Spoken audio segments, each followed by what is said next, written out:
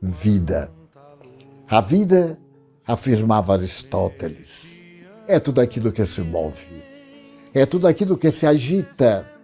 Foi através disso que podemos penetrar nas primeiras bactérias, aqueles corpúsculos na intimidade dos mares que apresentaram movimentação, em breve uma cauda, depois ligaram-se a outros e formaram os organismos complexos que resultaram neste maravilhoso espetáculo da natureza com o ser humano aparentemente no comando das coisas, até o momento em que as coisas o esmagam e ele passa a ser comandado pela natureza divina, que desde o princípio, ao edificá-lo, passou naturalmente a conduzi-lo. Estamos, portanto, no limiar de uma era nova.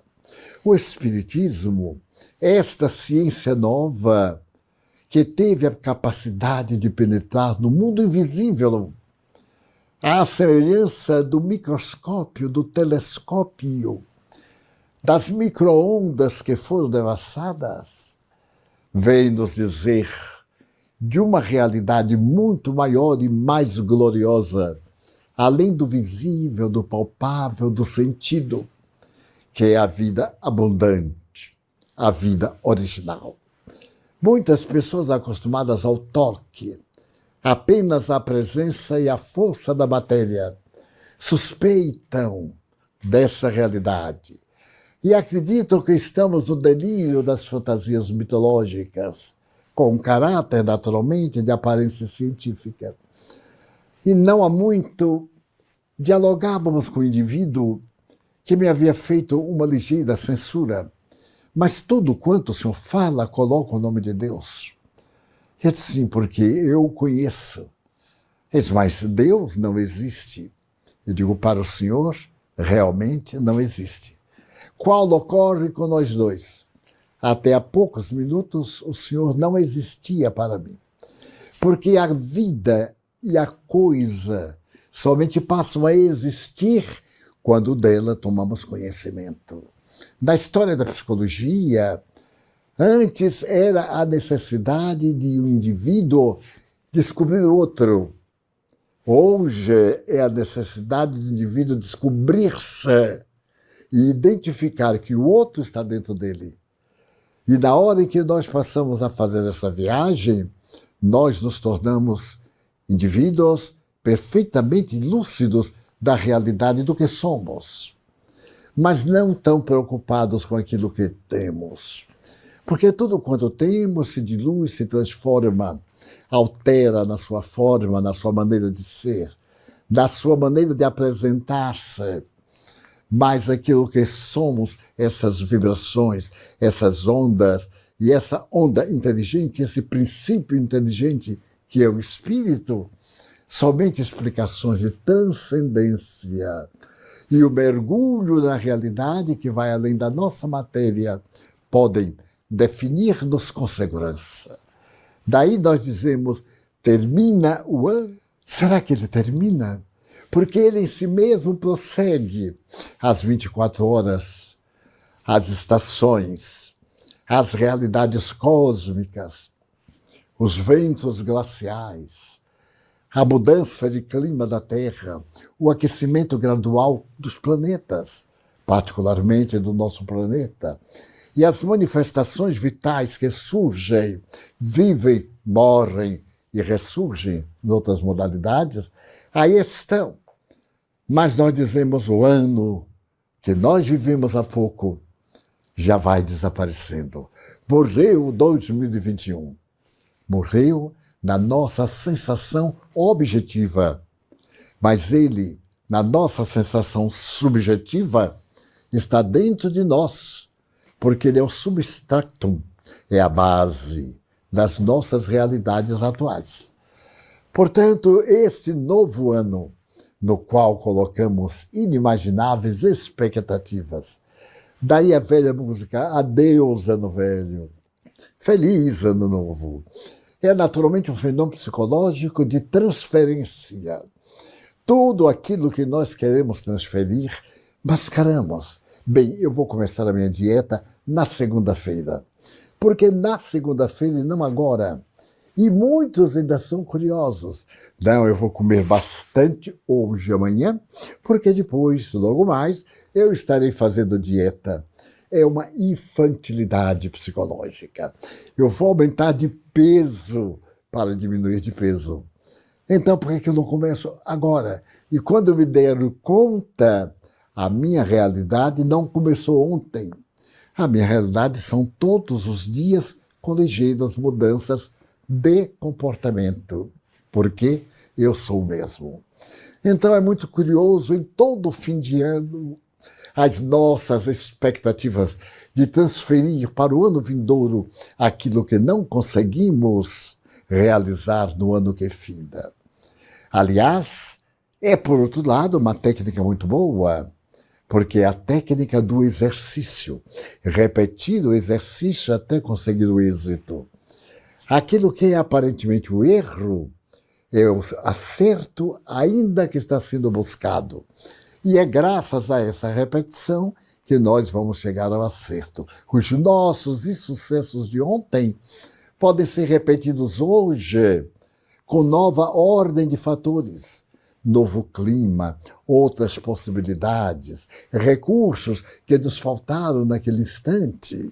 E eu sempre repito, porque me fascina quando Edison, o inventor de mais de 500 questões e coisas maravilhosas, experimentava, descobrindo a lâmpada elétrica, certo dia ele parou, tirou o suor da face e disse ao seu auxiliar: 700 vezes tentamos fazer que a luz apareça nesse bojo e fracassamos 700 vezes. Então, auxiliar disse: eu não tentarei mais. E Edson sorriu e disse: mas por que não? Ele disse: porque 700 vezes, Edson disse mais. Já sabemos 700 métodos que não nos levam ao êxito. Vamos insistir porque faltam poucas possibilidades. E ao insistir, colocou vácuo no bojo e o fio se tornou incandescente. Descobriu a lâmpada somente porque não desistiu. Então, não desista dos seus ideais de engrandecimento humano hoje, amanhã, no ano novo e no ano velho até os últimos instantes. Porque pode ser que nos últimos instantes ocorram os fatores conjugados durante todo o ano que dão agora a primazia do êxito. Nesta maravilhosa carreira de comprarmos presentes, de darmos presentes, como se isso falasse que nós estamos vivos, vai lentamente sendo substituído por esteja presente. Seja você a presença que naturalmente conforta. Dar coisas é um fenômeno comum, porque a terra nos dá o fruto, nos dá a flor, mas também nos dá o veneno. Mas o importante é aquilo que está dentro dos valores que constituem a massa do nosso subsolo, da terra fértil ou da terra inútil. A existência é uma terra generosa. É natural que em muitos seja uma terra árida, em outros seja uma terra fértil, adubada. Tudo que nela passa reproduz-se com infinita facilidade, mas quando chega ao mundo exterior, já não depende somente da terra, mas dos fatores externos, os ventos, as geadas, o calor, as pragas, os animais, o ser humano.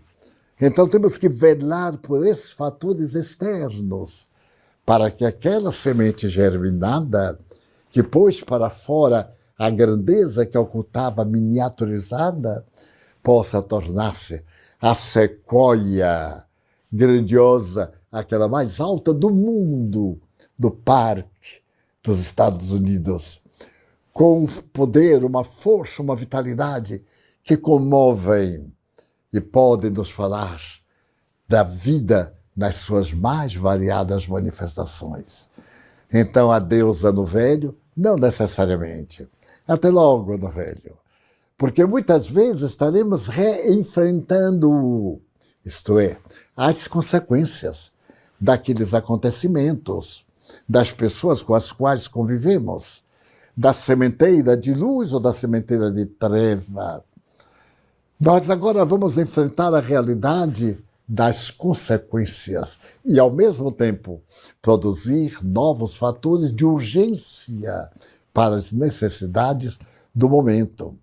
Dessa maneira, a chegada deste novo ano, essa nova perspectiva de vida, à luz da ciência do espírito imortal, é a oportunidade abençoada que nós temos para crescer na vida e para podermos atingir esse estado de plenitude. Faz alguns anos, uma catadora de lixo começou a reunir pedaços de papel. Ela catava lixo especial do Rio de Janeiro. Especial, quero dizer, dava preferência a livros, a cadernos, a revistas, e foi colocando no seu barraco do Rio de Janeiro. E, ao mesmo tempo, com muita dificuldade, ela lia aquilo e sintetizava, em poucas palavras, aquele conteúdo. O jornalista da revista O Cruzeiro teve acesso, porque alguns outros catadores de lixo falaram dessa criatura exótica que ali, naquele abandono miserável, tinha o ar de intelectual. Falava das coisas que havia lido. E então o jovem que era o idealista, que era um jornalista, refiro-me ao jornalismo digno, não aquilo que hoje vemos nessa esfera rotulado de jornalismo, apesar do jornalismo sadio, que também existe, mas a denominada imprensa marrom. Então ele achou interessante trabalhar com ela e fez um livro, ao qual deu o nome de Quarto de Despejo. O livro que eu li ao seu tempo, maravilhoso, as observações, e ela saiu da favela e por pouco não entrou na academia. O livro apenas não era um fator suficiente para dar um título acadêmico, mas ela ficou conhecida não há muito, na quase atualidade próxima do passado. Ela retornou à memória do Brasil, aos relatos, porque tentou escrever um outro livro, mas não tão notável pela sua originalidade, como Quarto de Despejo. Desta forma, nós temos que separar no nosso lixo mental aquilo que está jogado lá por abandono, que nós esquecemos, como agora, passando de um ano para o outro, vamos remover nossas gavetas. Deus meu, quanto papel nós guardamos em nossas gavetas. Quanta revista, quanto recorte, quanto livro sob esta alternativa. Uma hora dessas eu vou ler. Toda vez que marcamos que não vamos ler, citamos essa frase, uma hora dessa. Não existe uma hora dessa. Existe pegar e ler simplesmente, ou simplesmente guardar e não ler. Nós, sempre que vamos arrumar os nossos papéis, ficamos surpresos com o amontoado de lixo que estávamos guardando. Mas se fizermos um trabalho cuidadoso de seleção, nós também seremos tomados de surpresa que no meio desse lixo há muita pedra preciosa que estava aguardando por nós e que somente vai passar a existir depois que nós lermos. Depois que nós tomarmos conhecimento, ele aí passa a existir. Por essas razões, a ciência espírita nos veio revelar um mundo totalmente desconhecido. Allan Kardec diz ipsis verbis, a astronomia nos revelou astros que jamais havíamos imaginado. O microscópio, toda esta vida gloriosa, quase que muito maior do que aquilo que os nossos podem ver desnudos, sem lentes, sem graus de aumento e sem aparelhos especiais. Então o Espiritismo vem nos dizer a respeito do sentido da vida, esse sentido ético que dá valor, o ideal pelo qual o indivíduo tem que lutar, deve lutar. Esse ideal da beleza, imortalizado por Dostoiévski. A beleza salvará o mundo, ele disse na palavra de um personagem cristão, no seu grande livro Idiota, escrito na Sibéria, em condições miseráveis. Ele ali estava porque Bigodes o havia mandado para o desterro. Bigodes era Stalin, o terrível ditador que tornou o mundo um lugar de misérias, que assassinou milhões de pessoas, mas que não pôde assassinar a morte. E ele que decretou a morte de tanta gente, não se pôde liberar dela. Desta forma, naquele lugar de morte, Dostoiévski conseguia ver a vida. E naquele gelo eterno, ele de lá nos mandou obras com dias de sol, dias de calor, dias de vida, que estavam dentro do lixo que ele acumulara com sua depressão, com o alcoolismo, com as dificuldades políticas de Moscou na sua juventude e que o empurraram para o exílio. Então o Espiritismo vem nos desvelar o mundo desconhecido, o poder do pensamento. Nós não imaginávamos que fôssemos capazes de, com o nosso pensamento, modificarmos a estrutura interna e externa das coisas. E até eu me lembro do grande filósofo grego, Daime, um ponto de apoio e uma outra tábua, e eu levantarei a terra. Veja que coisa! A alavanca. Ele descobriu a alavanca porque realmente é aquilo que nós não podemos fazer com esforço próprio, com aquele ponto central e aquela haste, nós podemos erguer o planeta terrestre. Mas não foi um acaso, porque um outro, estando no banheiro, deu um grito eureka, quer dizer, descobri, e saiu, tendo descoberto uma das lindas leis da natureza. Então nós, graças ao Espiritismo, estamos descobrindo o valor do nosso pensamento. Alguns de nós preferem o pessimismo, a queixa, a reclamação, o mau humor e, por consequência, somos indivíduos neuróticos, portadores de transtornos profundamente infelizes, porque elegemos uma força que está sendo conduzida no sentido oposto ao seu poder, enquanto outros colocam esse pensamento numa direção positiva e atinge auges inimagináveis.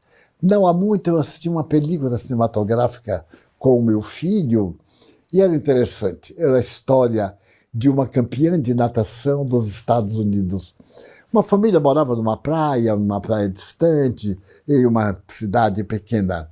Todo ano se fazia um concurso de natação, porque o país inteiro se movimentava.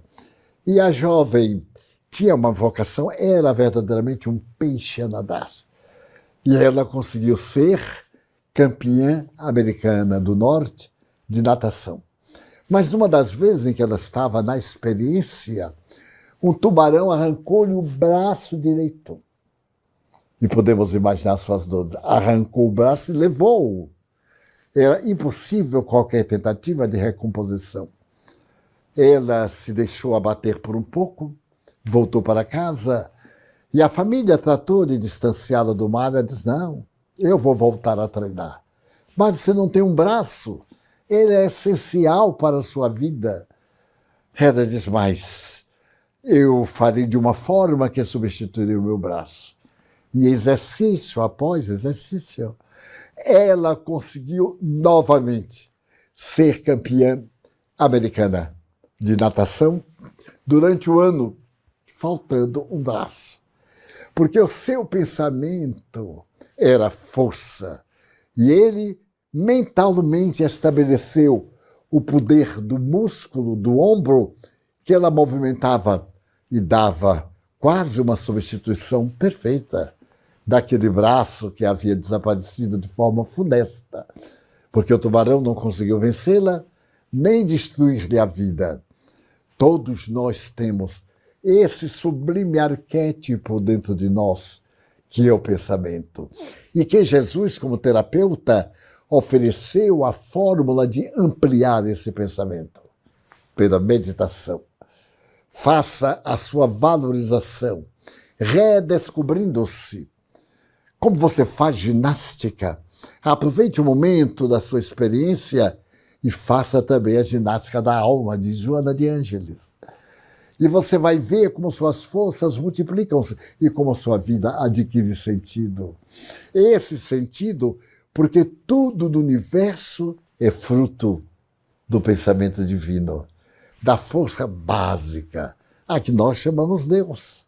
Pouco importa o nome que lhe atribuamos, não podemos negar que todo esse efeito que constitui o cosmo há de ter uma causa, que é a força criadora. De onde veio esta força criadora? Ela é inteligente, então a sua causalidade é também inteligente, é formal. Tem uma fatalidade, ela tem início, tem meio e tem fim. E esse fim é a nossa plenitude. Algumas religiões, que eu respeito, embora não concorde com a sua tese, falam da plenitude do reino dos céus, o paraíso, mas fazem um paraíso à la manière de la terre, como diz muito bem os críticos franceses, à maneira da terra. Não deveria ser ao contrário. A terra não deveria fazer à maneira da divindade, que é a ordem universal, mas nós sempre julgamos através dos nossos conhecimentos. Como eu julgo uma pessoa? Pelo padrão do que eu conheço em mim mesmo. Se, por exemplo, eu não sei que perdoar é uma virtude, eu não lhe dou valor nenhum. Se por acaso eu não identifico o sentido ético da minha vida, uma linha de procedimentos que me promovem e me empurram para o progresso das leis e o conhecimento da vida, a minha é uma existência inútil, daquelas que passam no ócio, na intemperança e no não significado. Daí, repito, a ciência espírita prolongou a nossa vida na imortalidade, nesta existência rica de fenômenos, de vidas, de maravilhas, que os médiuns se fazem os veículos materializadores deste campo vibratório através das suas energias. E nós, então, ficamos encantados de saber que, por exemplo, esta conversa que eu estou tendo com você, especialmente com você que me ouve, que me vê, naturalmente esta conversa parte do meu pensamento, que vem do pensamento cósmico. Porque até ontem, até meia hora, eu não havia pensado. E isso que lhe estou dizendo. E então este oceano de pensamentos é infinito. E cada um de nós vai encontrando nesse infinito a sua finitude, o seu espaço, a sua capacidade de ser feliz. Daí, estabeleça a meditação. Se você não sabe o que é meditar, medir, meça a palavra, meça o que está pensando. Se você vai tomar uma decisão, reflexione. Por exemplo, nós os cristãos dizemos, aceite a injustiça, conforme-se. Mas eu li esta semana uma bela página de um escritor francês que foi traduzida e a pessoa que leu foi de tanta maravilha que me conseguiu sensibilizar. Ela se utiliza, a página, do verbo resignar-se. Então, resigne-se. Tenha coragem. Não se resigne de ver tanta indecência em nossa vida, em volta de nós, e ficar indiferente. Faça algo. Não silencie o crime. Não se deixe envolver pela corrupção, porque está na moda. Como está na moda, nós fazemos por automatismo, por uma espécie de osmose, afinamos e nos localizamos. Seja você aquele que não se resigna antes desta realidade que passa o planeta terrestre. E aqui me refiro ao planeta. Por exemplo, na Coreia do Norte, morreu o pai do governante. Então, é proibido rir. Por uma semana, o Jó proibiu rir. Se alguém na rua sorrir, vai preso. E se teimar, vai morto. Porque ele tem que estar triste com a morte de um ditador, a morte de um monstro, no sentido político da palavra. Então, é o paradoxo. Então, no outro país, todos aqueles que servem ao rei têm que servir-se de joelho. E o rei fica sentado numa cadeira. Ninguém pode ficar mais alto do que ele. É uma das 10 maiores fortunas da Terra e gasta as suas extravagâncias na Europa. E os seus ministros, os que o ajudam a manter os tesouros, rastejam literalmente, e ficam deitados no chão para falar com esse Deus de barro. E aceita. E nós aceitamos pela nossa indignidade, pela nossa comodidade. Foi isso que levou o grande negro norte-americano a dizer que o crime pode nos chocar, as aberrações todas, mas não pode haver nada pior do que o silêncio dos bons, daqueles que não ofendem ninguém. Eu não ofendo ninguém, mas eu só cuido de mim. Aí eu faço silêncio.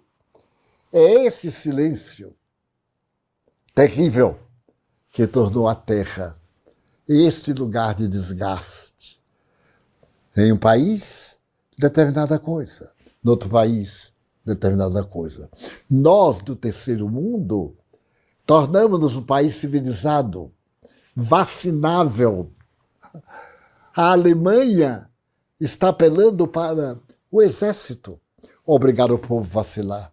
Na Suíça, que sempre se destacou pela ordem, pelo equilíbrio, pelo poder econômico, aqueles 6 milhões de pessoas praticamente têm toda a fortuna do mundo dos seus subterrâneos em Geneva, em Zurique, em outras cidades. Não, vacina não, eu tenho direito, liberdade, eu não quero a vacina. E agora a epidemia retornou forte esta semana. Agora, nos Estados Unidos, mais de 1.050 pessoas por dia estão tendo a Covid, porque a pessoa não se vacina. Ah, mas a vacina não resulta positiva, mas não tem nada negativo. É uma tentativa da ciência. Quando foi estabelecida a primeira vacina contra a raiva, o mundo rebelou-se. E essa vacina salva milhões de pessoas da raiva animal que afeta a criatura humana, que dizimava rebanhos graças a Pasteur. E então, hoje, Sabin, que imunizou a criança através da vacina para a deformidade desta doença cruel e paralisante. Sabin. Como é que nós, com a cultura que temos na Europa, podemos ser contra a vacina sob qual justificativa? Em Londres, Sua Majestade Britânica não consegue convencer o seu povo de que a vacina é metade da salvação. Então é claro que a nós, do mundo chamado em desenvolvimento, surpreende-nos, porque o nosso país já vacinou mais de 200 milhões de aplicações dessa natureza, da segunda, da terceira, da quarta, da 10ª. A vacina é o veículo. Ainda não foi testada totalmente, será testada em nós. Nós seremos o teste de vida. Se nós sobrevivermos, o futuro sobreviverá. E se não tomarmos a vacina, não teremos o futuro. A humanidade sucumbirá diante de um vírus que tem capacidade de mutações a 100. E a nossa mente tem que crescer para acompanhar as suas formas e fórmulas e podermos atacá-lo, porque ele ataca a nossa vida. Mas o Espiritismo nos diz isso. Por que nos diz isso? Porque é uma ciência que tem uma ética.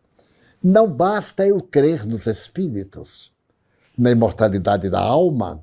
Não basta eu frequentar uma casa espírita, ter uma religião. É necessário que eu seja aquilo que afervoradamente eu proclamo que me pertence. Então, o espiritista é uma pessoa comum e especial pelo seu caráter. Lembro-me de um dia, não faz muitos anos, que um cavalheiro muito rico veio ter conosco, oferecendo-nos uma importância alta neste período de fim de ano. Nós desejamos oferecer a Mansão do Caminho, pelo seu trabalho, X reais. Aí eu fiquei jubiloso. Estávamos num momento de dificuldade. E depois de conversar, eu disse, vocês dão recibo? Pois não, claro. Naquele tempo podia se apresentar ao imposto de renda? Claro, não. Eu só tenho um detalhe, disse meu cavalheiro, é que eu pretendo dar X, mas vocês me darem um recibo de X mais Y. Isto é, de 100 mil reais, me darem um recibo de 500 mil. Eu pensei que era uma brincadeira. Eu disse, mas nós recebemos 100 e damos uma saída de 500 através do recibo. Eu disse, é. Eu digo, nós não podemos fazer isso. Como é que o tesoureiro, a contabilidade, iria fechar? Ele disse, mas, seu Divaldo, todo mundo faz isso. Eu digo, não, todo mundo não, você está vendo que eu não faço. Algumas pessoas fazem. E no seu despudor, porque o desonesto não tem pudor, começou a declinar aqueles que faziam com ele. Eu disse, então o senhor coloca que nós não fazemos, porque isto é furto, é um crime, tem que haver um caixa 2, é um crime. O cavalheiro ficou indisposto comigo, mas também eu não posso lamentar, porque não me representava nada. Aí eu me recordo de um espírita que dirigia a nossa casa nos primórdios, quando nós éramos mais ingênuos. Ele era nosso vice-presidente. E nós desconhecíamos a doutrina, era um grupo de estudos. À medida que nos fomos aprimorando no Espiritismo, compreendemos as leis, aquelas 10 leis da terceira parte do Livro dos Espíritos. E um dia eu disse ao meu amigo, olha, você não pode continuar como vice-presidente do nosso centro. Eu disse, por que não? Ele, porque você vende cachaça. Eu disse, o que é que tem? Eu disse, nós estamos alimentando o vício.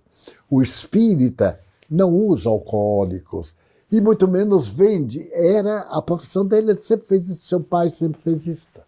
E não víamos nada demais. Todo mundo fazia. O velho argumento. Ele pensou, e no fim do ano ele me disse a coisa mais interessante que eu já ouvi no gênero. Ele disse, olha, Divaldo, eu fiz o meu balanço, eu fechei. Fechei a nossa casa comercial, lá o nosso depósito, e tive aquele trabalho de fechar a contabilidade. Naquele tempo, tudo que sabia de contabilidade era assim, de um lado entrada, do outro lado saída. E então, muito bem, ele disse, você não imagina a dificuldade que eu tive. Porque tudo que entrou, quando eu fiz o que saiu, teria que dar certo, né? Ter um saldo, que seria o dinheiro que eu teria em caixa. Não houve jeito, meu amigo. Eu então raciocinei. Eu sou o proprietário. Eu sou o fornecedor. Eu sou o escriturário. Então, se alguém roubou, fui eu. Faltava, digamos que 5 mil X da moeda da época. Cruzeiros, cruzados. Ele dizia assim, dinheiro que deveria haver e não há, tanto. Colocou, e aí a escrita deu certo. Estava tudo ótimo. Era uma questão de ver o certo e de ver o errado. Aí disse assim, mas o Espiritismo me criou uma situação quase que eu não posso fechar o negócio. É claro que ele teve que corrigir mais tarde, porque quando chegou na entidade comercial para encerrar a sua casa, os estudiosos, aqueles que fazem análise, perceberam a fraude, que, no entanto, era uma fraude ingênua. Eles viram que realmente, se havia um ladrão, era o próprio dono. E arranjou-se um jeito, uma coisa, eu sei que regularizou. Então, o Espiritismo, neste momento, vai nos dar chance de, no próximo ano, amanhã, nós vamos ter essa chance, porque daqui a pouco é meia-noite. Daqui a pouco, primeiro minuto, 2022. Nós vamos erguer a bandeira da solidariedade. Nós vamos erguer o hino da fraternidade. Nós vamos ter o destino glorioso de ser fiéis. Ao invés de termos uma religião a mais, nós teremos uma vida de religiosidade, de atos de religiosidade, isto é, de comunhão com Deus. Estaremos vibrando com a suprema divindade. Estaremos no caminho deste Pai amoroso que nos mandou seu Filho ensinar-nos ética e, sobretudo, o caminho da felicidade. Feliz.